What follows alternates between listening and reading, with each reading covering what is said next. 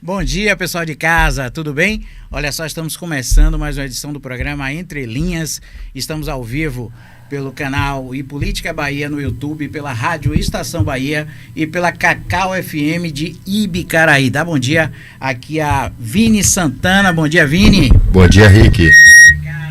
Dá bom dia aqui a minha parceira de bancada, Nath Almeida. Bom dia, Nath. Eu só vou dar bom dia porque eu não almocei ainda, viu? Mas já é boa tarde. Boa tarde, Rick. Boa tarde, Vini. Boa tarde a todos os ouvintes da Rádio Estação Bahia. A você também aí conectado pelo nosso canal no YouTube. Simbora para mais um programa Juntinhos. Juntinhos, tá? Bom dia, Roberta Oliveira tá aqui com a gente hoje, Beta. Bom dia, Rick. Bom dia a todos os ouvintes. Bom dia, Nath. Bom dia, bancada, Vini. Todo mundo aqui de São Ju, né? Ressaca de São João. Coronel Serpa tá aqui com a gente também. Boa tarde, bem-vindo. Boa tarde, Rick, Roberto, a todos vocês, Nath, minha querida amiga, Bebeto, nosso candidato. A todos vocês que estão nos ouvindo, né? É um prazer estar aqui mais uma vez no E Política. E hoje a gente vai bater um papo, Nath, com uma figura esmíltica. Ótimo. Uma figura 10. Bebeto Galvão, ex-deputado federal, ex-vice-prefeito de Ilhéus, senador suplente, ainda está em exercício. Bebeto Galvão, bom dia. Seja bem-vindo, meu irmão. Bom dia, meu caro amigo Henrique. Bom dia, Nath, Vini, nossa querida amiga Roberta. Alegria de estar com você aqui no programa. Essa voz de locutor dele. Vai chegar me arrepio. Vou trazer ele para fazer um programa, vamos viu? Sim, vamos na rádio, pode me contratar, que estou aceitando propostas. Tá lá, bom. Bebeto, que é candidato, pré-candidato a deputado federal pelo PSD. Você mudou só uma letra, não foi, Bebeto? Mudou a letra, mas não mudou os compromissos nem a trajetória. Eu acho que partidos são importantes na vida da política nacional, enfim, na construção dos poderes políticos, mas quando a gente tem compromisso de origem, de caminhada, o partido representa, né, uma visão do todo, obviamente, mas ele é constituído por partes. E se ele fosse bom, seria inteiro, não seria partido. Exato. Né? Então, eu mudei de partido, mas não mudei os meus compromissos com a Bahia e com a nossa região. Maravilha, maravilha. Mudou de partido, mas não mudou de essência, né? Não, a essência permanece a mesma. É isso aí. E como é que tá? Teve alguma coisa assim com o Lídice da Mata, né? Que vocês estiveram sempre juntos. Como foi essa sua saída do PSB? É uma perda, né? Eu costumo dizer que não foi nem o PSD que ganhou muito, foi o PSB que perdeu. Rick, é importante isso. Eu já respondi algumas vezes, mas faço questão de fazê-lo novamente.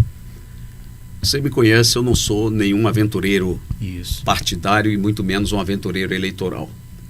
Minha trajetória, eu tive 2 partidos, o PCdoB, um espaço de formação interessante na fase da minha juventude, onde fiquei e permaneci por 20 anos no PSB, ou no PCdoB. Lá eu encontrei a Lídice da Mata, também era do PCdoB. Ela migrou depois para o PSDB, enfim, alguns outros partidos, e terminou se aninhando ali no PSB, ponto. E eu já estava ali caminhando e tal, não tinha colocado o desafio eleitoral naquele período, quando eu a encontro e ela, Bebeto, o que é que está fazendo e tal, o que é que você pretende fazer da vida? Aí começamos sobre política. Eu disse, olha, eu estou aqui no movimento sindical organizando. Aí ela já está afiliada ao partido, eu disse, vou verificar, e me filiei ao PSB. Finalmente me filiei ao PSB. 23 anos também do PSB, portanto 2 partidos. Nesses 23 anos eu ajudei a construir eleições do partido no âmbito do Estado, ajudei a eleger prefeitos, vice-prefeitos, vereadores, ajudei a interiorizar o partido em todo o Estado da Bahia. Eu ajudei muito a interiorizar o partido, levar para a base do partido movimentos sociais importantes, né, como expressão dessa dinâmica democrática da própria sociedade. Enfim, eu dei ao partido aquilo que eu sempre faço com qualquer partido onde eu estou presente, que é o melhor de mim, né, atraindo setores que comigo caminham e outros setores, por exemplo, da academia, que não tinham relação com o PSB e que eu tive a condição de atrair. No PSB, portanto, eu também me elegi ali deputado federal. Em 2010 assumi o mandato daquele período de 2010, 2014 me reelegi. Em 2018, preparado para a reeleição, e eu teria seguramente ali 120, 130 mil votos, porque trabalhei duramente e teria esta votação. Quando surgiu o problema da formação da chapa majoritária, e aquele problema gerou um desdobramento nacional, na medida em que o partido nacionalmente, o PSB, não desejava ver o nome da Lídice ser suprimido da chapa majoritária e anunciou a possibilidade de lançá-la como uma candidatura avulsa. Ora, seria senadora avulsa e internamente teríamos 2 outros candidatos ao Senado, então seriam 3 na chapa ao Senado, o que gerou um estranhamento interno na composição da chapa, porque não é a cultura política da Bahia você tem uma chapa majoritária com 3 senadores, 3 candidatos ao Senado. Aquela posição nacional do partido geraria um impacto na formação das chapas proporcionais para estaduais e para deputados federais. Wagner incidiu muito sobre a Lídice para torná-la a sua primeira suplente. Ela declinou, o partido nacionalmente não topava, e eles então me pediram para ajudar como um soldado da luta democrática, como alguém que vê projetos enquanto dimensão coletiva, não individualmente, né? A gente participa de projetos coletivos. Eu fui ajudar e recaiu sobre mim, né, a proposta da chapa majoritária de ajudar a coesionar o partido, ajudar a coesionar e dar forma, portanto, a essa decisão da chapa majoritária, tirá-la e indicar o coronel. E eu fiz esse trabalho. No limite, Wagner e Rui me propuseram, ambos ali, que Bebeto, assuma então a suplência do Wagner, seja o suplente do Wagner. Foram 4 meses de debate com prefeitos, ex-prefeitos, com o movimento social, porque eu sou uma expressão coletiva, eu não sou eu só, eu sou uma expressão coletiva, eu sou o resultado das múltiplas pessoas que passaram pela minha vida e das instituições, portanto eu sou um sujeito coletivo. Fiz esse debate, a reflexão coletiva com todos os companheiros, e ao término desse processo resultou a mim a condição de ser o primeiro suplente da chapa de Wagner. Havia ali uma conversa, inclusive com o Carleto, que a gente chegou a conversar e tal. Ele queria assumir, mas Wagner disse, não, está decidido, vai ser Bebeto e tal. E aí fechamos esse compromisso. Portanto, eu dei tudo de mim ao partido. Nesta eleição, nas eleições agora de 2026, eu tive uma conversa com o presidente nacional do partido e disse que o PSB precisaria ter um projeto de poder na Bahia. O partido, nesses 20 anos de aliança com o PT, que eu respeito muito as nossas lideranças, mas não poderia a nossa aliança se restringir apenas à eleição da Lídice. É muito pouco para um partido com a dimensão que tem o PSB, com a história que o partido tem, de Miguel Arraes, de tantas outras lideranças importantes, o partido se restringir à eleição apenas da Lídice. Era preciso mais, era preciso ousadia. A gente precisa ter, disse a ele, vamos eleger 3 federais, preparar o partido para o pós-Jerônimo em 2030, qual é o tamanho e o desafio do partido. O partido tem que ter candidatura a governador, candidatura a prefeito, disputar a TCM, disputar a indicação para o TCE, senão não é partido. Nós temos que ter essa ousadia política. Ele concordou comigo, saímos de lá com a definição de que teríamos uma chapa proporcional robusta, né? E eu disse então a ele e disse a Lídice, eu quero ter a preferência, eu não quero ser a pessoa que tenha tudo, mas eu quero ter a preferência neste processo. O que seria a preferência para mim? As condições dos espaços institucionais, né, serem melhor distribuídos e na condição de pré-candidato você participar desse esforço.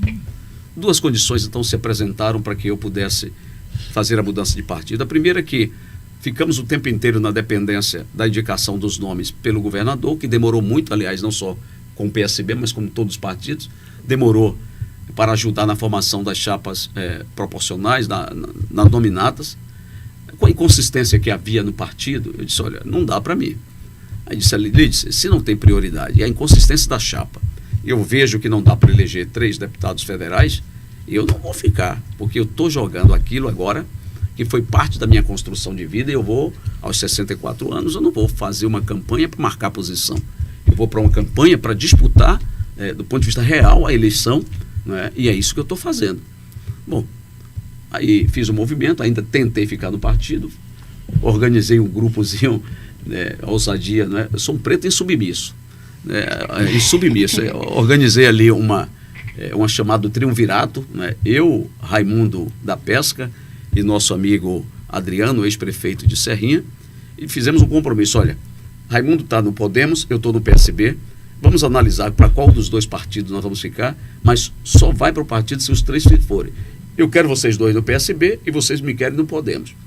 Vamos lá, conversei com Renata, que é minha amiga, presidente nacional do Podemos, é uma amiga que eu construí na Câmara dos Deputados, tem casa inclusive em Ilhéus, várias conversas, boa, estabelecida, mas o centro político muito, eu diria a você, muito instável, né? Que não permitia ter um centro definido. Isso aí não dá desse jeito. Aqui na Bahia Rossi, eu tenho uma relação também, o MDB me convidou, eu conversei com o MDB, eu disse, olha, gosto muito, mas não dá para ficar no partido. PDT, Rui me chamou a Brasília, eu fui a Brasília, tive uma conversa com o Rui em Brasília, fui acompanhado dos outros 2 companheiros, tive uma conversa, ele inclusive indicando o PDT como um espaço importante para a gente construir o PDT, ajudar a dar organicidade política ao partido, elevar o tamanho do partido na Bahia. Conversamos com o Lupe, que é também um companheiro de caminhada, o presidente nacional, e saímos de lá com 2 indicações. A indicação que nós saímos foi, vamos PDT. Chegou na Bahia, com todo o respeito que eu tenho a Félix, Felion fez um movimento lá que não agradou os outros 2 companheiros, né? Então eu não poderia tomar decisão sozinho. Comuniquei a Rui, voltei novamente, disse a Rui, não dá. E aí o Otto me convidou, eu fui lá ter uma conversa com o Otto, analisei o projeto. Precisamos de um partido que tenha projeto e tenha capilaridade. O PSD hoje é o maior partido da Bahia, maior inclusive do que o PT em números. Sim. Em números. São 117 prefeitos, centenas de vice-prefeitos, vereadores, etc, etc. Projeto político estruturado. Portanto, eu vi ali uma condição de um líder político forte, com um centro político definido, mas também com um projeto organizado, não só para as eleições de 2026, mas para frente. Então, o Otto é uma figura, além de carismática, muito sério, e a gente carece disso na política de seriedade. Não que Lídice não seja, não é isso que eu estou dizendo. Uhum.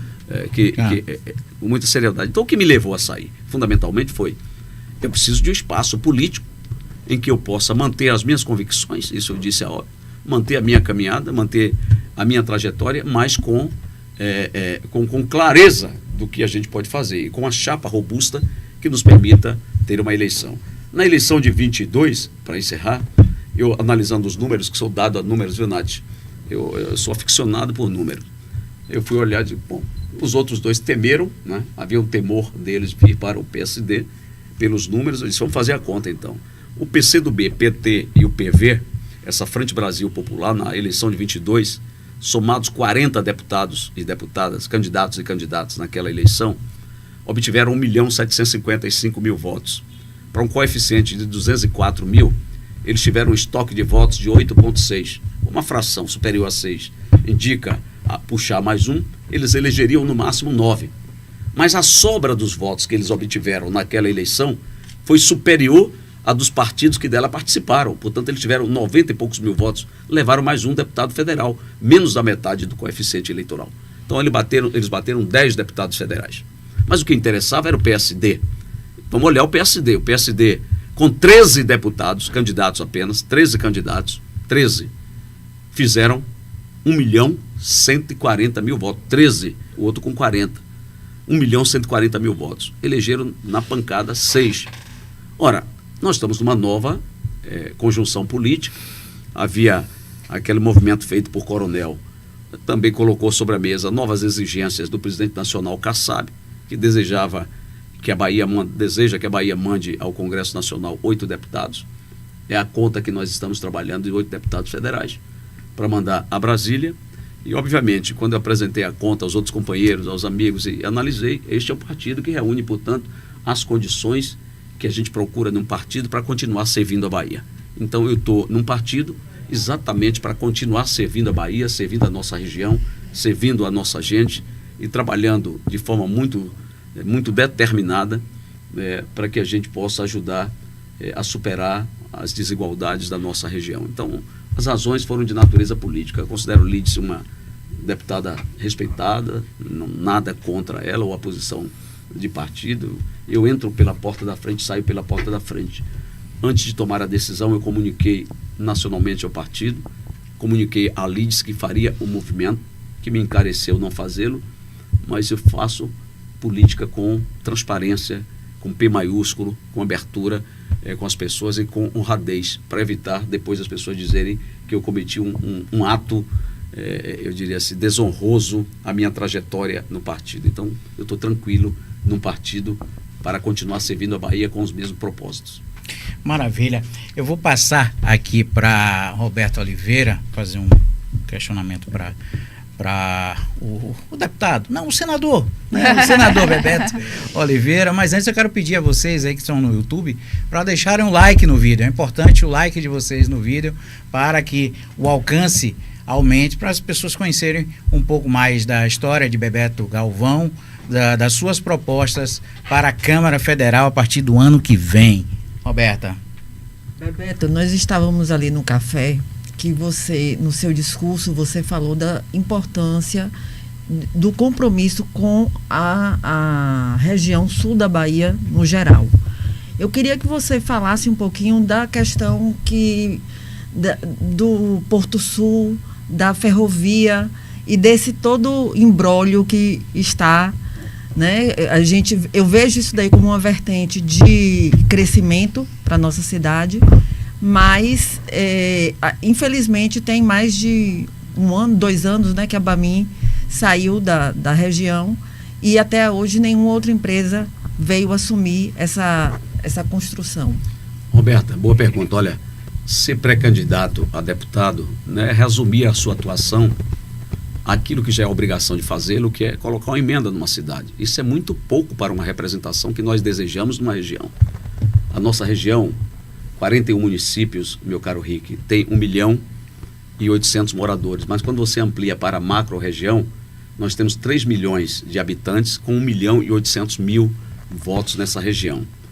E nós nos encontramos numa orfandade política desde 2014, que foi o último deputado federal eleito na região, que fui eu, numa orfandade política para refletir sobre os temas que interessam ao desenvolvimento regional, minha amiga. Você ouviu falar ainda há pouco.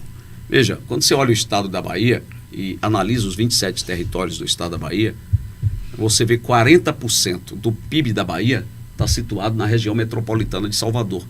Daí, dá para a gente compreender as políticas que foram exercitadas na Bahia, e não estou falando dos governos de Wagner, de Rui e de Jerônimo, não. É muito antes do que isso. Porque qual era a lógica do desenvolvimento da Bahia? Vamos desenvolver o centro, que era a região metropolitana de Salvador, e vir as costas para a chamada periferia, que eles assim tratavam, que eram as demais regiões. Quando você, então, olha isso e faz um cotejamento nos dados do investimento, majoritariamente os investimentos são direcionados para esta região.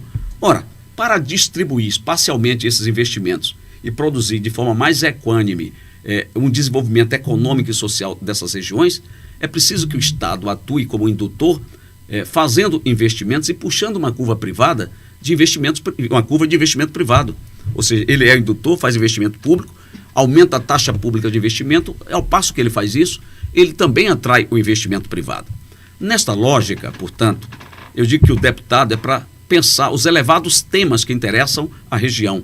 Eu acredito que só é possível você superar as desigualdades, melhorar o perfil socioeconômico de uma região quando você tem investimento privado. Nossa região, eu gosto muito de dizer isso, viveu o primeiro ciclo de desenvolvimento, foi com a economia rural, o cacau. O cacau contribuiu para a pauta de exportação brasileira com 1,7 bilhões de dólares.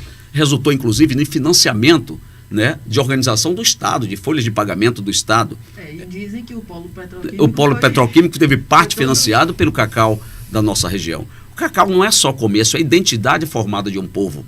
Isso é que a gente precisa ter atenção. Então, veja, nós contribuímos para isso.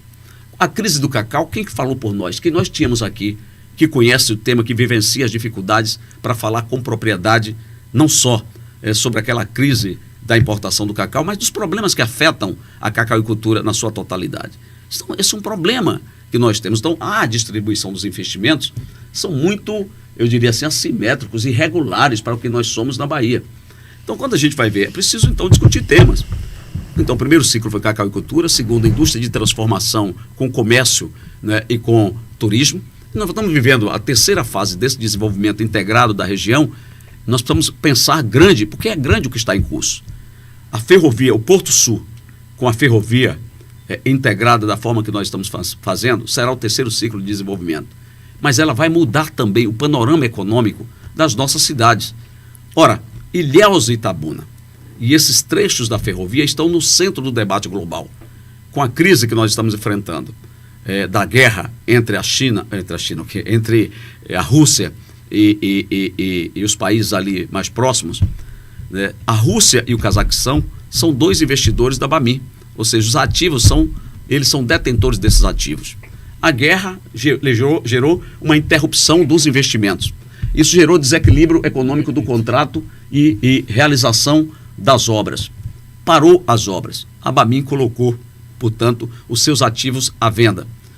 Havia ali uma condição de uma empresa, eu já citei o nome, não vou citar agora, uma empresa incorporar. Eu fui contra a empresa porque ela detém o monopólio da produção de minério no Brasil, né? Detém o monopólio e ela mataria o nosso projeto. Eu fui contra, fui à rádio, no Conselho de Desenvolvimento Econômico do presidente Lula, falei sobre isso, e finalmente eles saíram do páreo. Vocês sabem de quem eu estou falando, da grande empresa que eu estou falando. Ela saiu do páreo. Veio outra empresa que está aí para incorporar o ativo, deve assinar ainda nesse segundo semestre o acordo de incorporação do ativo. Só que não é mais aquele porto estrito sensu como nós tínhamos analisado. Ele é mais do que isso. Ele passa a ser a ideia de uma bioceânica que se complementa a essa decisão da disputa da geopolítica global, em que parte dos cargueiros, os navios cargueiros, que passam pelo canal do Panamá, e o canal sendo a todo momento objeto de disputa dos Estados Unidos, que faz uma contenda com o resto do mundo, eu estive ali no canal do Panamá e verifiquei, pode ter uma interdição para navios de bandeiras que não sejam aqueles países aliados comercialmente aos Estados Unidos, a exemplo, portanto, da China. Então, o nosso porto passou a ter uma dimensão muito mais relevante e a gente tem que pensar grande. Eu sempre debati esse tema, continuo debatendo e vou continuar levando a minha voz na condição de deputado para esse tema que é fundamental. Por que isso? Agora é a história da bioceânica. A bioceânica, você pega o Porto Sul, liga a mina de ferro. A mina de ferro, você ao invés de ir agora por Figueirópolis, que era o projeto anterior, você muda o traçado, vai para Mara Rosa, que fica em Goiás, entra por Mara Rosa, o traçado atual entrar por Mara Rosa, se conecta a FICO, que é a Ferrovia de Integração Centro-Oeste, no Goiás, e aí você não tem só cargas de minério de ferro, você vai ter multicargas, porque aí você pega Matopiba ali, ou seja, Maranhão, Tocantins, Piauí e Bahia, o polo graneleiro, você passa a ter cargas, portanto, que movimentam e atraem negócios para a nossa região. De lá, da FICO se conecta a Norte-Sul, que vai parar na bioceânica, ou seja, no Pacífico, para se conectar com o porto de Xangai, no Peru, onde eu tive também vendo essa construção maravilhosa que foram os chineses. Então, é muito maior.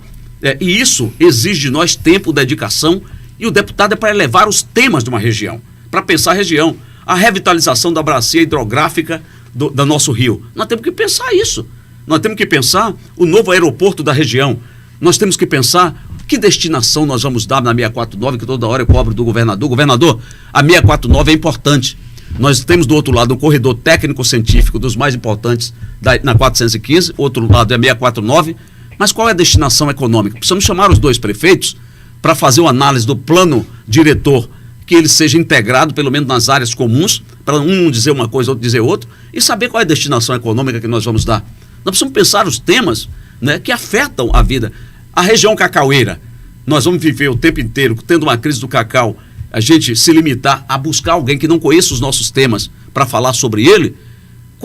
O que é que nós queremos da Universidade Federal? Que é um centro produtor de ciências, de tecnologia, pesquisa, extensão. Ela não pode se resumir apenas a fazer graduação e pós-graduação. Ela tem um papel relevante na interação com a nossa região, na produção de conhecimento para a nossa região. Portanto, eu penso que é fundamental nessa trajetória a gente não se limitar a esse discurso raso de qual é a emenda. Porque isso eu fiz. Já fiz, não tem uma cidade na região, numa cidade eu desafio que não tenha tido a minha presença com emendas. Isso é obrigação e vou fazê-lo, mas eu quero mais. Eu quero participar do debate sobre os temas da nossa região. E alguém com coragem, com determinação, mas acima de tudo com compromisso com essa região, precisa entender o que ela é para poder falar sobre o que nós devemos ter.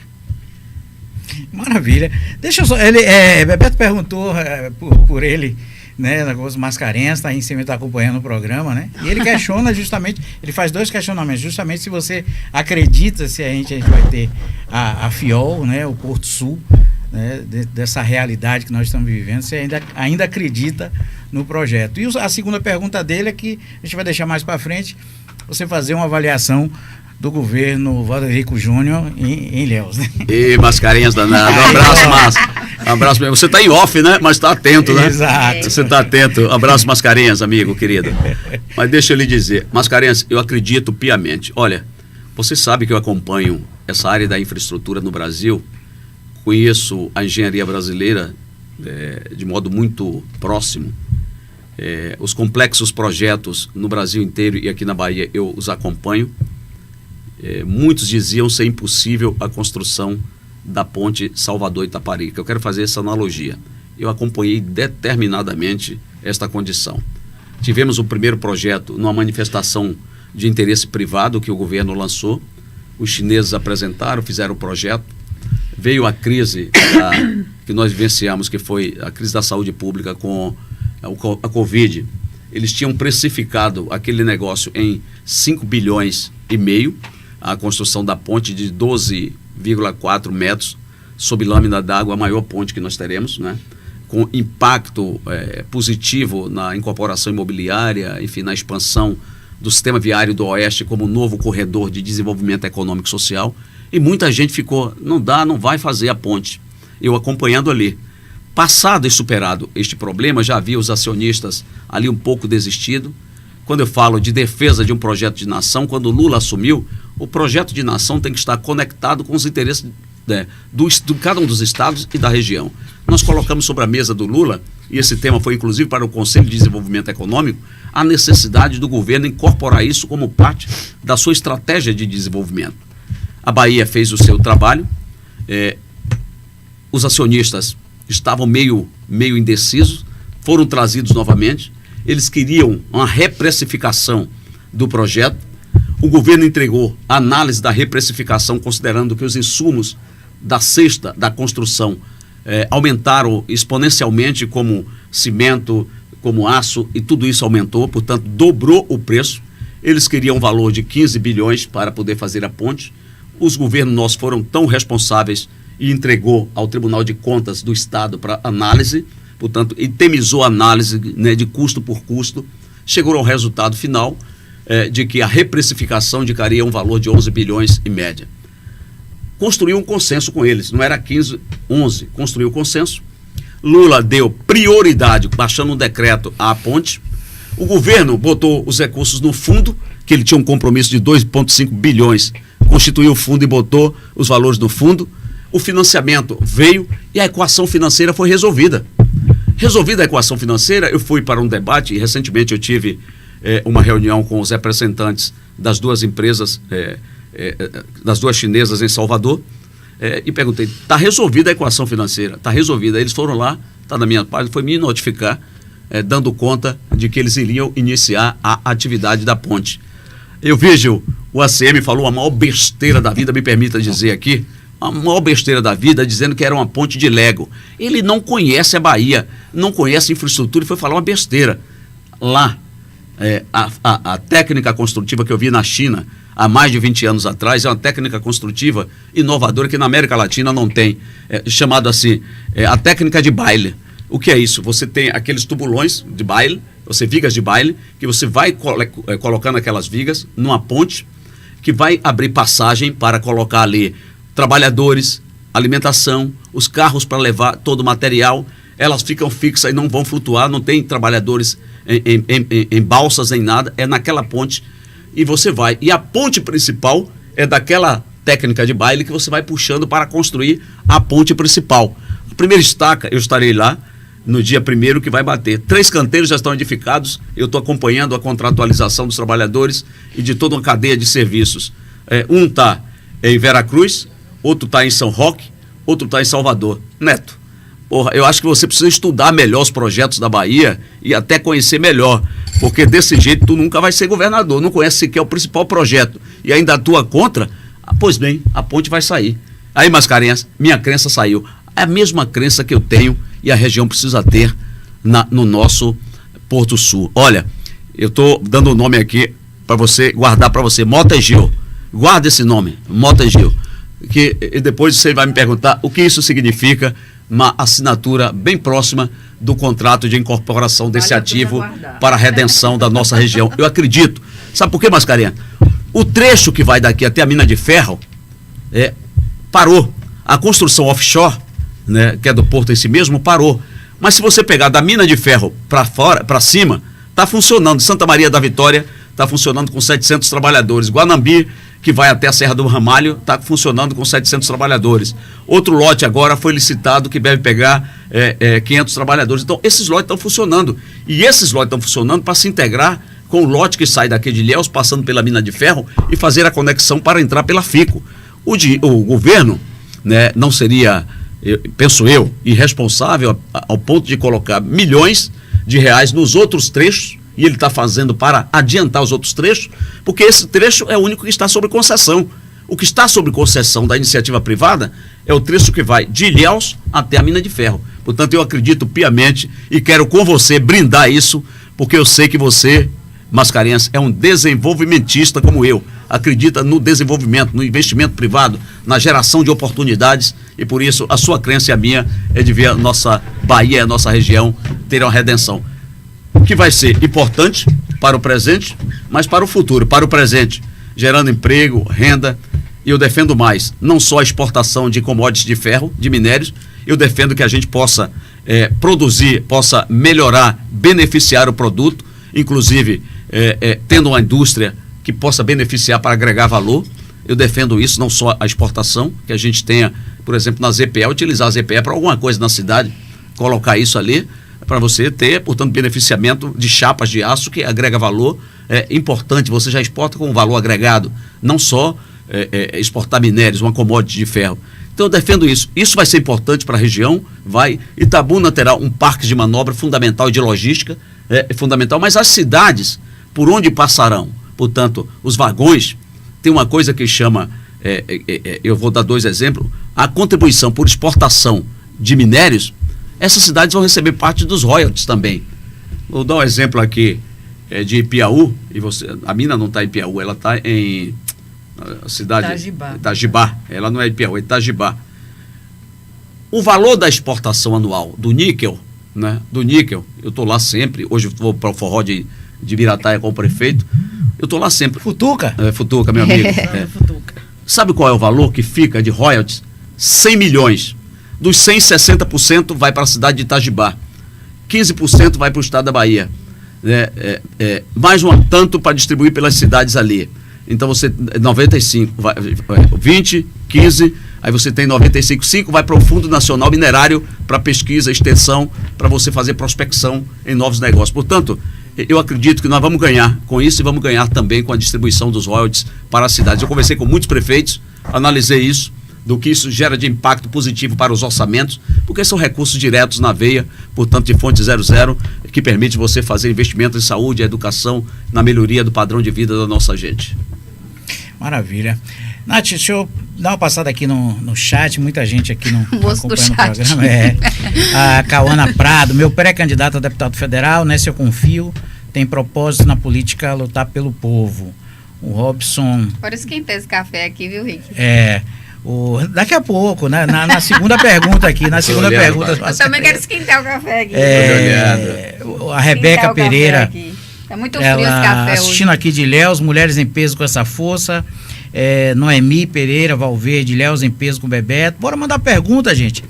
Esquenta aí esse programa aí, gente. Mestre Ney, Bebeto reúne experiência, competência, representatividade. Hoje é o mais preparado para representar a Bahia na Câmara.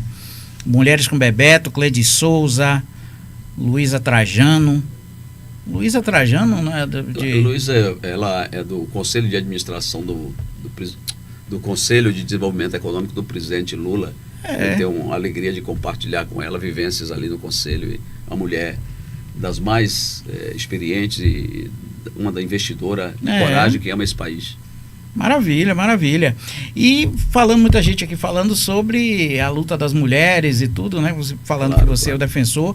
E aí tem uma pergunta da advogada Úrsula Matos, Doutora Úrsula. É gente muito boa.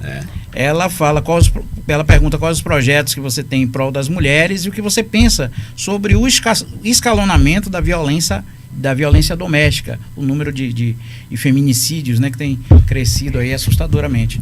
Úrsula, um projeto de nação tem que ter como fundamento, na minha opinião, algumas coisas. Defesa da soberania, vou repetir isso.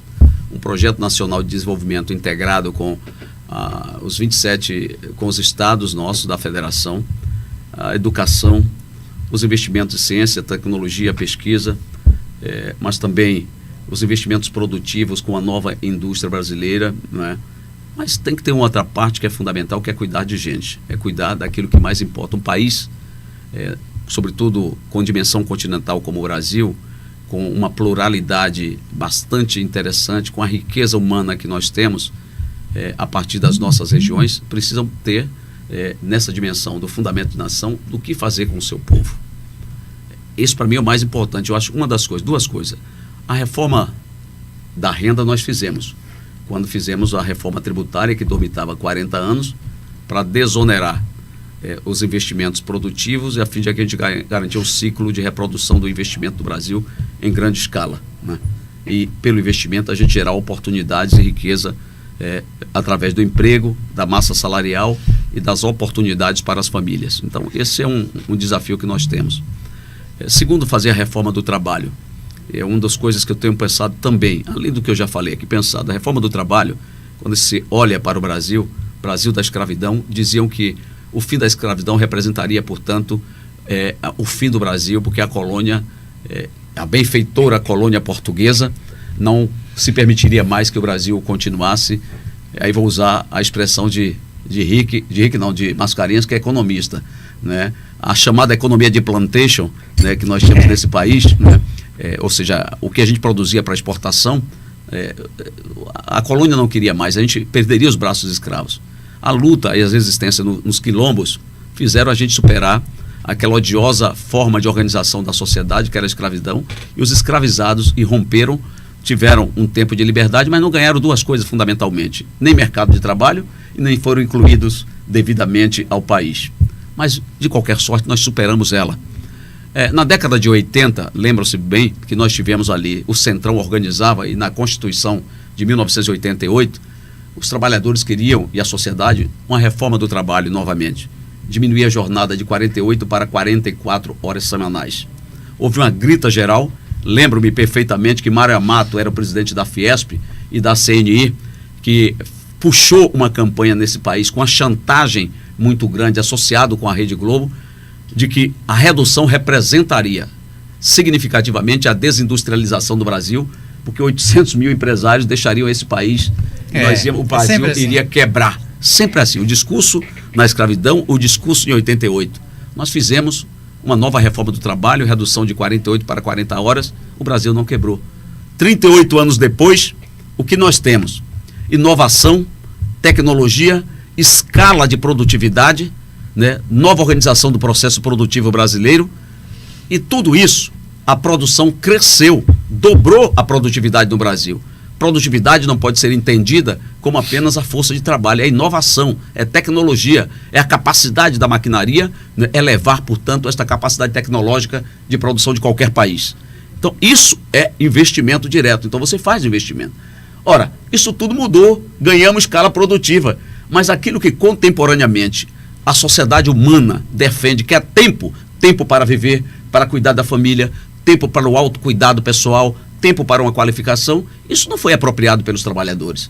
Eles se apropriaram da produtividade, mas não deram tempo aos trabalhadores. Quando a gente vem agora nessa nova jornada, trabalhando pelo fim da escala 6x1, para ter vida além do trabalho, os mesmos desde a escravidão se repetem no mantra de que isso faz mal ao Brasil. E não faz, porque as mulheres são as mais penalizadas econômica e socialmente por essa vergonhosa escala. Por que as mulheres? Porque trabalham 6 dias, sexta-feira, sábado, chega em casa sem ter tempo mais para cuidar de si, cuidar da família, sem ter tempo para nada, volta no dia seguinte com a estresse muito grande. E emprego e garantia para as mulheres, Úrsula, é garantia acima de tudo, para quebrar o ciclo de reprodução da pobreza quando as mulheres trabalham, para a autonomia financeira e para que elas não se submetam às chantagens de um patriarcado que se transformou nesse país em algo perverso, odioso, que é o machismo, que tem levado mulheres à morte. Nós não podemos aceitar isso. Eu sou um dos defensores, entro nessa campanha, estou na campanha, a minha categoria é majoritariamente formada de homens, eu não tenho medo de defender isso publicamente, que é possível a gente mudar esta regra. Um projeto de nação tem que incluir significativamente as mulheres ao mercado de trabalho para que elas tenham as suas autonomias financeiras, para que elas tenham a dignidade, para que elas, sendo as chefes de família, não se submetam aos caprichos de homem. O que nós vemos hoje é gracejo contra as mulheres, brincadeiras indecentes, assédio sexual, assédio moral, assédio patrimonial, que se transforma depois num assassinato, se transforma depois numa morte, num feminicídio. Quem mata a mulher nesse país não são as mulheres. Quem mata a mulher nesse país são os homens. Ou a gente tem coragem, Úrsula, de enfrentar este tema, porque essa não é uma causa específica das mulheres, é uma causa da sociedade, é uma causa civilizatória, né, da sociedade. Portanto, eu penso que nós devemos enfrentar isso, tendo homens que possam também exercer esse papel, não no lugar das mulheres, mas ajudando na causa, trabalhando pela causa da dignidade humana das mulheres. Maravilha. Beta? Nath? Oi, tudo bom? Nath quer botar pimenta. Botar pimenta. Mas aqui é aí política, pimenta é outro site. Pimenta é outro site, desculpa, política. Boa. Então, Beto, muitos eleitores reclamam, né, que alguns candidatos vêm à nossa região só para pedir ali o voto no período eleitoral e depois simplesmente eles desaparecem, não trazem nada para a nossa região, não agregam em nada, caso seja eleito. É o compromisso que o senhor faz com a nossa região. Primeiro, os temas da região. Esses serão os temas central de toda a minha atuação, como foi no passado. No passado, quem defendeu a CEPLAC contra a extinção fui eu. Quem estava na linha de frente para a instalação da Universidade Federal e do investimento para que ela pudesse iniciar a sua instalação, eu estava presente. Na luta da barragem do Rio Colônia, quantas vezes eu bati? Não tinha deputado federal. Augusto não era nem o prefeito, a gente bateu várias vezes na barragem do Rio Colônia, que era uma necessidade de segurança hídrica, não só para o consumo humano da população, mas indústria. Ninguém se instala numa cidade se você não tiver água. Quantas oportunidades industriais Itabuna perdeu? Quantas tratar do tema do aeroporto, no aeroporto não é uma necessidade de Ilhéus ou de Itabuna, é uma necessidade de uma região com 3 milhões de habitantes, porque aqui nós vamos ter investimentos, Porto Sul, vamos dizer, o business passará a ser, ou seja, negócio, passará a ser uma marca da região. Como é que você não tem voos regulares? Agora mesmo o Polo de Informática de Ilhéus, que ainda traz equipamentos para montagem, né, deles ali, traz de avião. Como é que você não tem, por exemplo, Ilhéus hoje, nós não temos um plano de... Nós não temos ali uma aterrissagem por equipamentos. Nós precisamos ter equipamentos, mas isso por si só basta? Não. Nós precisamos ter um novo aeroporto regional. Um novo aeroporto regional é questão de decisão política. Então, a região ficou na orfandade política desses 14 anos. E os temas foram relegados. Meu primeiro compromisso é com a região, com os temas da região. As emendas são decorrência da minha responsabilidade, mas isso só não muda a vida de uma região. Ela pode até ajudar o prefeito. Ajudar o prefeito ali, ajudar numa coisa, mas não muda a vida de uma região. Sim. Eu quero ver, além das emendas, você brigar pelo que a região precisa. E brigar nos temas infraestruturais da região. Eu não estou falando só da infraestrutura da saúde, né, da bacia hidrográfica do Rio Cachoeira. A gente precisa recuperar. Não dá para a gente ver. Nós somos uma região que perde tudo. Como disse um amigo meu ainda há pouco. Perde tudo. Nós vamos mudar essa escala do que a gente quer ganhar agora. Porque a região que tanto contribuiu, a gente precisa ter o que dizer e do que a gente precisa. E o que a gente precisa, eu estou devotado a essa questão da ferrovia, porque eu tenho clareza do que isso representa. Eu tenho clareza do que representa o aeroporto, eu tenho clareza do que representa investimento em saúde, o que representa investimento em educação, eu tenho clareza do que representa, portanto, a gente disputar posições em relação à nossa cacauicultura. Portanto, é meu compromisso. Eu não sou um homem de promessa, eu sou um homem de compromisso. E como um homem multicausas, né, a cidade pode esperar de mim, a região pode esperar mais do que apenas um apresentador de emenda, porque isso eu já fiz no passado. A passarela do JEG, A emenda minha. Quantos milhões eu botei aqui de emenda na cidade? Da Ilha do Jegue. Passarela da Ilha do Jegue. Passarela da Ilha do Jegue. Troquei aqui. A passarela da Ilha do Jegue é a prestação da informação rápida. A passarela da Ilha do Jegue. Quantas vezes a gente botou ali de emenda? Emenda na cidade, na saúde. Agora mesmo, fiz um pedido, o meu partido, a gente botou emenda na cidade. Eu não sou ainda deputado, mas fiz o partido, por minhas mãos, tem um valor expressivo na cidade, de quase 5 milhões vão ser pagos agora. Quase 5 não, 5.100 serão pagos agora. Isso é compromisso de quem, independente do mandato, vê a região como parte da sua decisão de vida, que melhorando a região, melhora a vida do nosso povo. O Bebeto, nós temos na nossa região o turismo como prioridade, né? Boa. Na verdade, a gente tem praias maravilhosas e muitas vezes você não tem um desenvolvimento tão grande. Uma das coisas que eu percebo é ali Canavieiras. Para você sair de Canavieiras para ir para Belmonte, ou você atravessa de barco, ou então você não atravessa. Você tem que sair e pegar a 101 e pegar uma estrada bem longa. E o que é que já foi prometida a ponte? Sim. Ali daquela região, desde o governo, se eu não me engano, do governo Wagner, passou para o de Rui, agora no de Jerônimo, e até agora não foi feita. Você acha que realmente a gente tem essa chance dessa construção dessa nova ponte? Você pegou um tema que é importante. Olha, quando a gente olha quais são as dinâmicas espaciais de mobilidade, que são as estradas, né? Você precisa compreender, então, essa malha que nós temos e como elas se conectam. A 001, para mim, é uma das mais importantes e é uma dinâmica costeira. Ela é costeira. Uhum. Ela sai dali de Canavieiras, passa em Una, Ilhéus, costeando ali Ilhéus, Avenida Soares Lopes, você vai malhado, você segue para a cidade de Itacaré e vai bater onde? Vai bater lá na ilha de Itaparica. Essa dinâmica chamada de mobilidade, a 001, ela está interrompida, gerando prejuízos ao turismo regional e gerando prejuízo a cacauicultores e à própria mobilidade. Eu tive com o governador na última reunião, aliás, eu apresentei isso a Rui, né? Isso quando ele era governador e eu deputado. Nos anais encontram isso aí, que você pesquisar. E eu disse, governador, nós temos uma quebra nesta região, a mesma coisa que eu repeti agora para Jerônimo Ilhéus, que nós não podemos aceitar mais. A região, além de tudo que o governo tem feito, precisa agora ajudar na integração, né, desta região, na Costa das Baleias com a Costa do Cacau. É preciso fazer esta ponte, e a precificação dessa ponte não é algo absurdo para o Estado.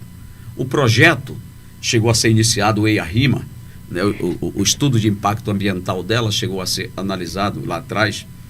Seria feita a contratualização completa do projeto, mas me parece que interrompeu. E eu falei isso para o governador Jerônimo.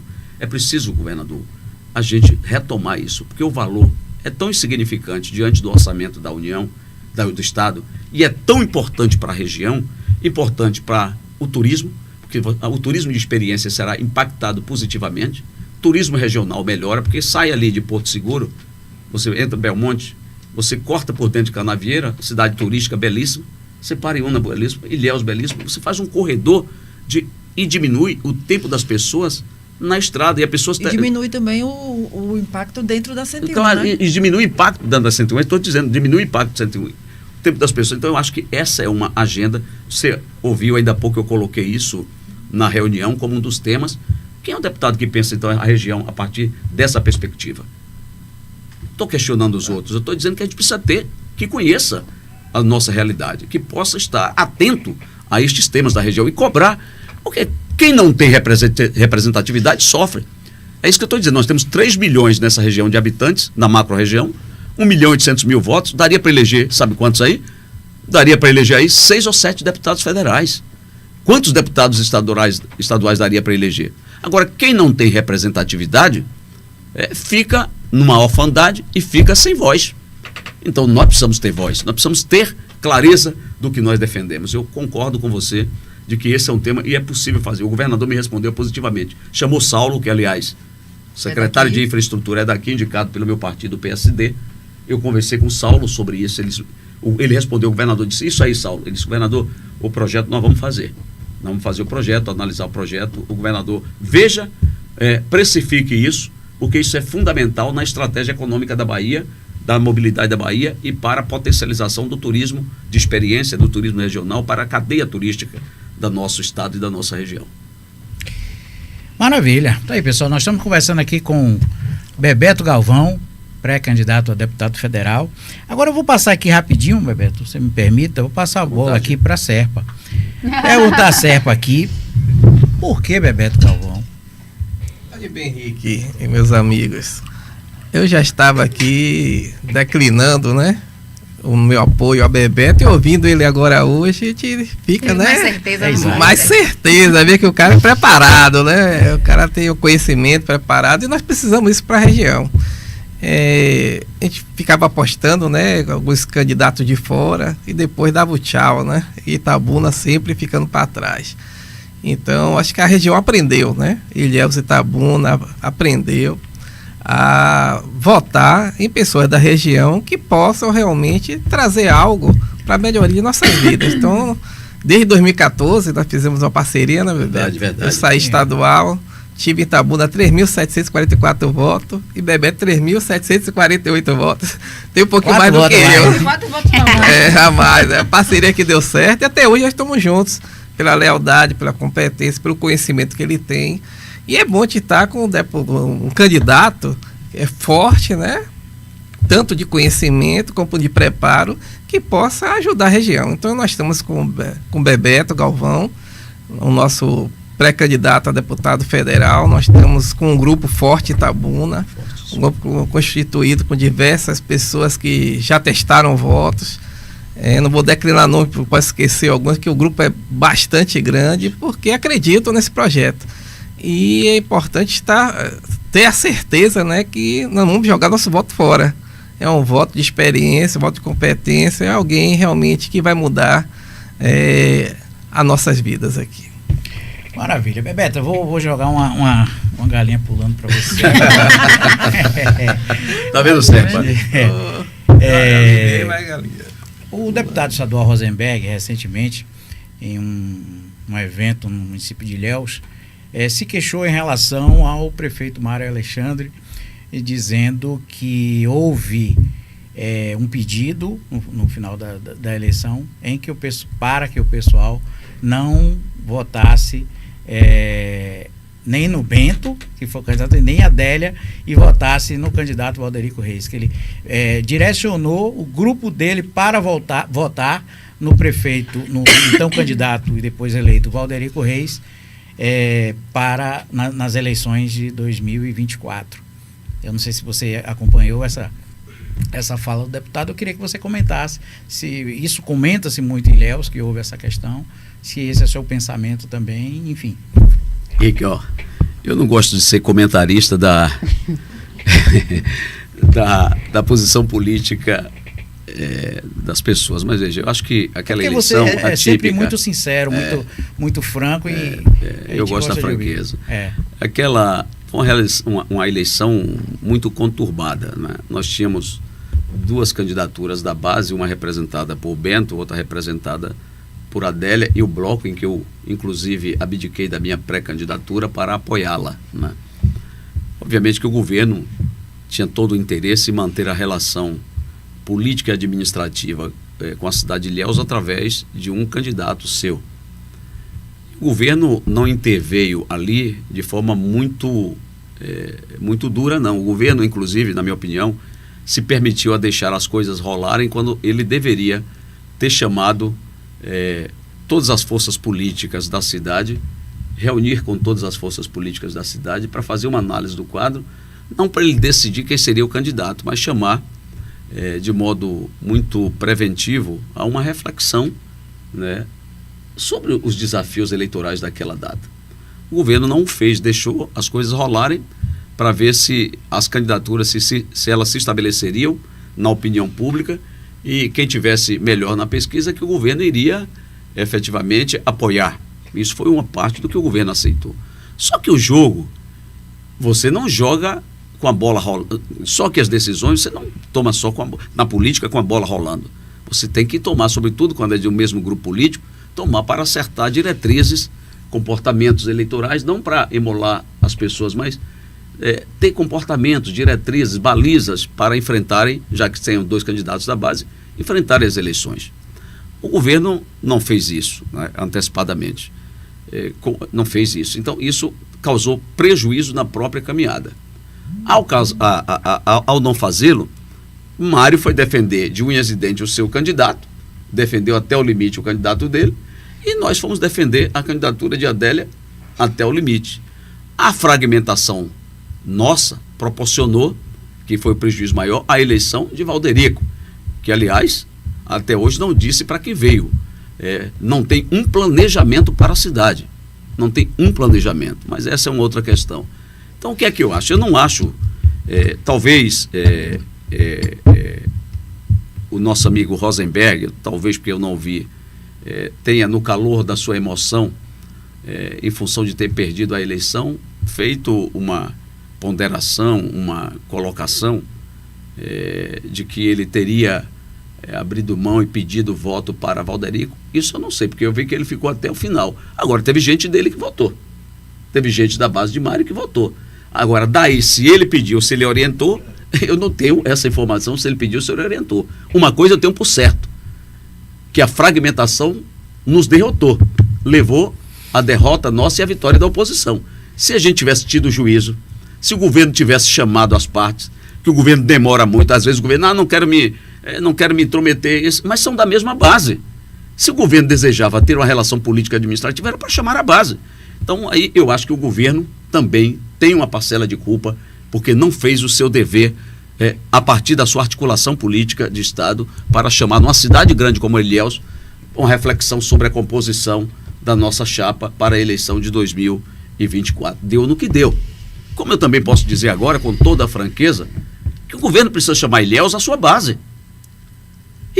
O governo precisa chamar a sua base Ilhéus, que tem dificuldades na operação de convivência, e Rosenberg sabe do que eu estou falando, que não pode ser alguém falar em nome do governo quando se tem candidaturas na cidade, quando se tem outros grupos políticos na cidade, ou ele vai expulsar Mário agora.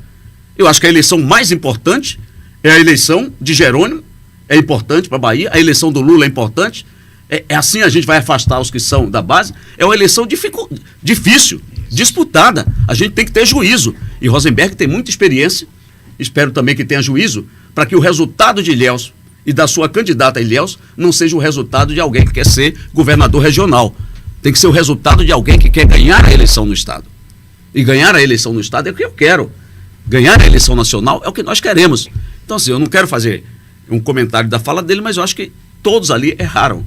Inclusive o próprio PT, né, que em determinado momento bateu muito e fechou janela para a oportunidade de, na caminhada eleitoral, ter algum tipo de ajuste ali na aliança. A diferença, eu dizia, seriam 2.000 votos, e deu 2.000 votos. A saída do Coronel gerou impacto, porque não teve residualmente nenhum voto migrando para a base dela, esquerda, para a base dela, jamais migraria. Então, residualmente não sobrou nada para migrar para a base. Esses 2% que ele tinha se performou ao lado de Valderico, foi para lá. Então, eu não posso dizer se foi o voto de Mário ou do Coronel, que tinha 2%. E a diferença foi exatamente essa. Então, eu acho que agora refletir sobre o que nós fizemos. A política não se faz, sobretudo quando é de grupo, você não faz com exposição pela imprensa. A gente fala o que pensa, eu gosto de falar o que penso, mas a gente também busca ajudar no coesionamento interno do grupo para enfrentar uma eleição e vencer a batalha, que será dura, na minha opinião, na Bahia, para a gente ganhar a eleição em todo o estado, reelegendo Jerônimo. O Júnior Queiroz está aqui, estou colado com o Bebeto Galvão, vem com a gente. A Ana fala, precisamos de representatividade urgente. Bebeto Galvão, nosso pré-candidato a deputado federal. Ilhéus Região precisa de você. O povo abraçou e dará o resultado nas urnas. A Cauana Prado fala, Coronel Serpa, ser humano extraordinário, do bem. Tá aí a galera aqui mandando comentário. Pessoal, vamos deixar o like. Roberta, Nath, é com vocês. Estamos quase chegando no final. Está chegando ao finalzinho, então o Bebeto já começou falando aí da avaliação do prefeito Valderico Júnior. Ele disse ali que não vi até agora nenhum ponto positivo, mas gostaria que você abrangesse mais essa avaliação aí, Bebeto. Tem algum ponto positivo? Quais os pontos negativos? Olha, e para alguém que se apresentou como sendo da mudança, na minha opinião, envelheceu precocemente nos métodos administrativos. Eu não vou falar dele enquanto pessoa, mas nos métodos administrativos. Sim. Eu não costumo falar da pessoa, mas da ação política, da persona política.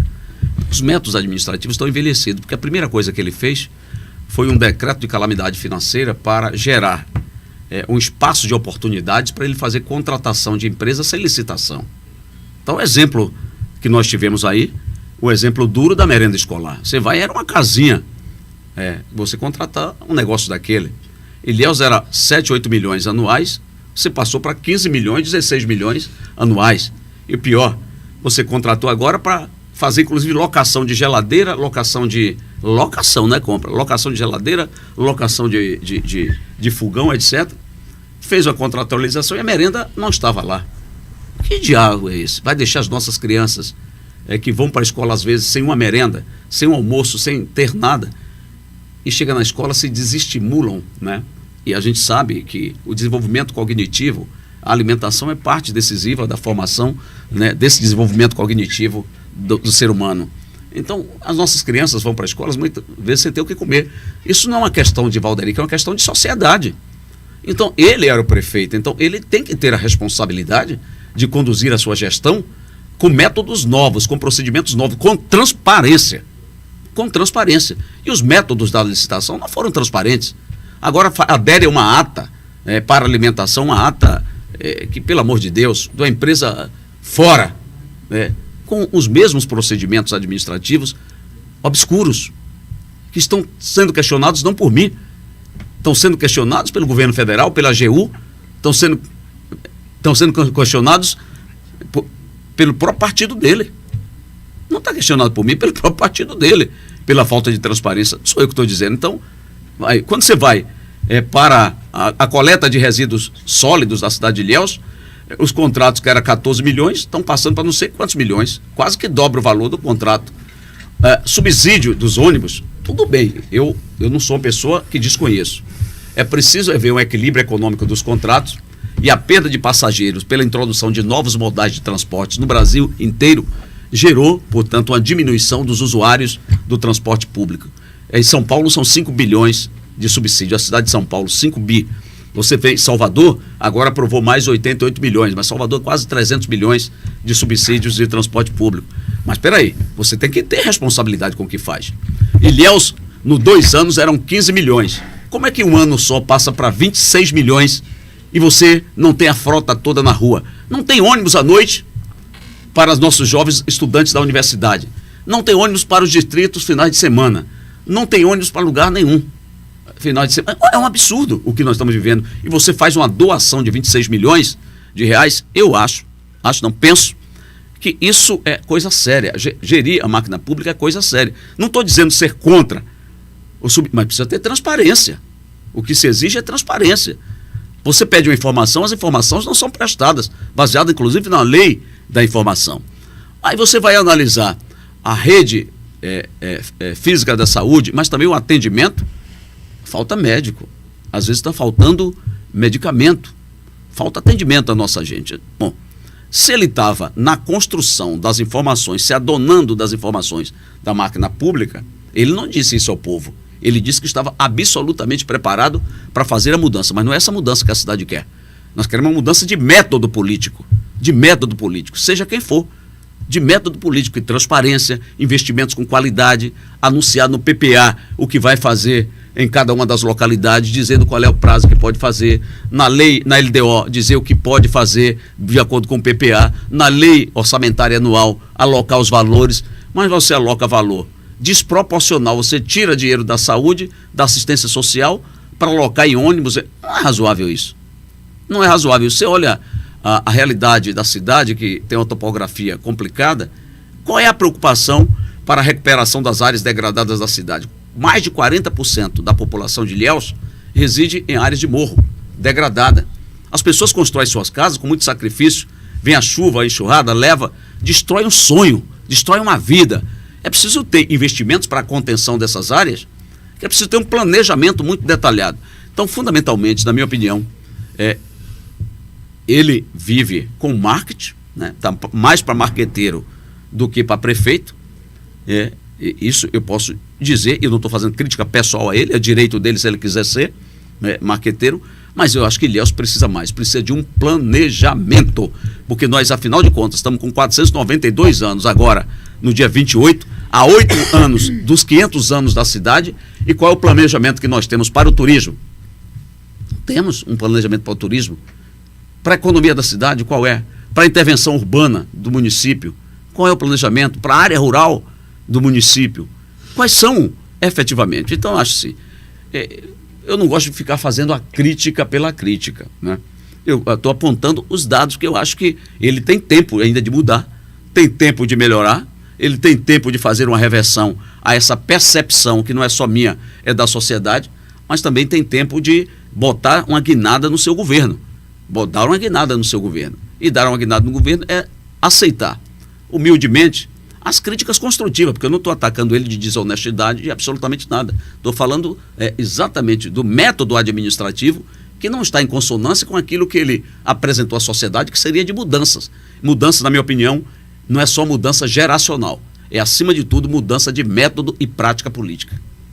Aí, vamos aproveitar e saudar aqui o pessoal que está aqui com a gente, na assessoria do Bebeto, a Rayane Amorim, o fotógrafo Caluan Mendes, o João Aquino, que é gerente do Porto de Ilhéus, e nosso querido Serpa, aqui, figura Esmíltica, né? Esmíltica é boa, eu gostei do Esmíltica.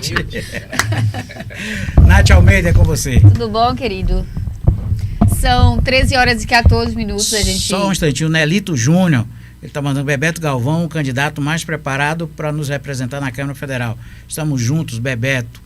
E o Tássio Almeida, também, sobrenome bonito. Lá de Uruçuca, mandando um grande abraço para você.